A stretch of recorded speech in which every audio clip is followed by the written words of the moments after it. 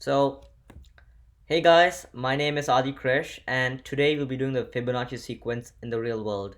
Yes, I haven't cut my hair because of the whole COVID thing. I look like a monkey right now, so I don't really want to show you guys my face right now. So, today's agenda, we'll start with a refresher, then we'll go to the golden ratio, then we'll do golden rectangles, and then we'll do the Fibonacci sequence in nature. So, it's going to be a fun little lesson today, huh? So I'm gonna start with a refresher. Remember, take notes. You'll forget it if you don't take notes. Good paper notes are always useful.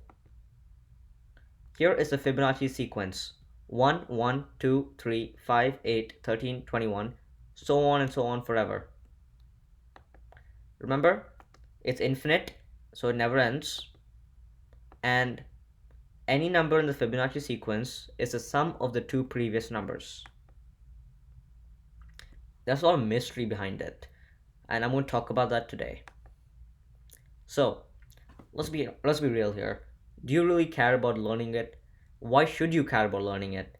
Why should anyone in this world care about learning this random sequence of numbers? What significance does it have?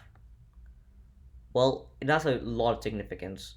It is the key to understanding how nature designs. So, before I talk about significance, I want you guys to do a little self-exploration activity here. So, as the Fibonacci sequence gets larger, the ratio between the values approaches a certain number. So, this is the Fibonacci sequence and the ratio behind it. 1 times 1 equals to 1. 2 times 1.5 equal to 3. So I want you guys to write it down like this just for a bit. You might need a calculator on this. And I just want you guys to write it down, pause the video here, and spend maybe 5 to 10 minutes just writing it down. Okay? So here I listed it down for a while. And as you can see, the values seem to be approaching this certain number as you go larger and larger. They seem to be approaching roughly 1.618.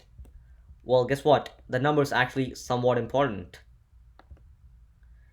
That number is pronounced phi, and when you write it, you can either write it like this with a capital P, or you can write it like this, or like this. These two are Greek, and this is an English way of writing it.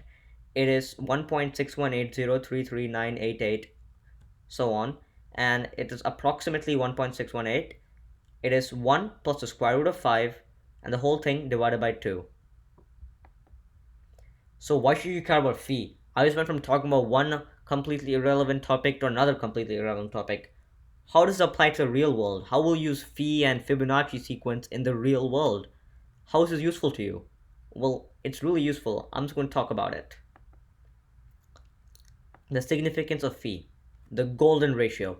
The golden ratio is 1 to phi, meaning one side is a multiple of 1 and the other is a multiple of phi times a multiple of 1.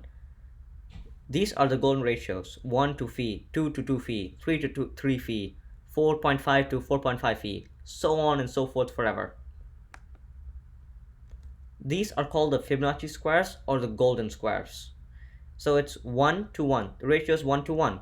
Same here. 1, 1. 2, 1. 2, 3. 5, 3. 5, 8. 13, 8. It's getting closer and closer to 1.618, the ratio between the sides. The sides are all Fibonacci numbers, as you might have realized. And as you can go on forever and forever with this by drawing bigger and bigger Fibonacci sides. Like this, you just keep going on forever.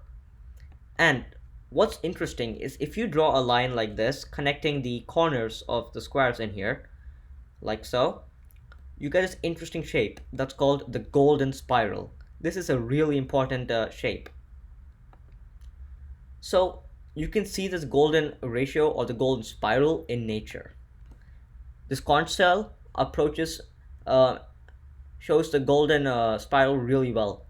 Your ear, it shows the golden spiral well. Even your face shows the golden spiral well.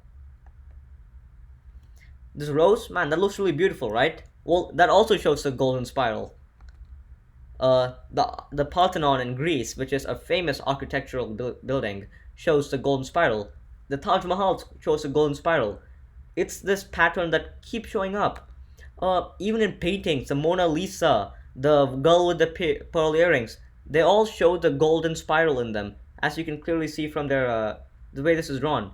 They all have a ratio of 1 to 1.618, which is what the golden spiral shows. Why? Well, the closer your face is to the golden ratio, the more handsome or beautiful your face's ratios are. So, if your face obeys the golden ratio, you will generally be considered to be more good looking or beautiful. And if you want to be an architect, remember this: the closer your buildings are to the golden ratio, the better they'll start looking. Which is why the Athena Parthenon and Taj Mahal were so close to the golden ratio, because that really helps it look good to your human eye. And that's here are the key takeaways for the presentation. These are what you must remember.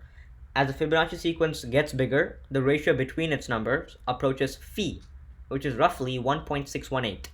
1 to phi is the golden ratio. The golden rectangles are rectangles where the sides are consecutive Fibonacci sequence values, like 5 and 8, 8 and 13. And the the ratio between the sides try to come and approach the golden ratio. So for your homework today, I want you to identify 2 objects that demonstrate the golden ratio in nature, other than what I told you, and 2 objects that demonstrate the golden ratio in architecture or human-built objects. This may be paintings, buildings, whatever. Leave your answers in the comments, and as always, if you have any questions, leave in the comments. To be continued. In the next video, I'll talk about how to locate a number or position in the Fibonacci sequence, and I'll discuss some key formulae. Good luck, and see you next time.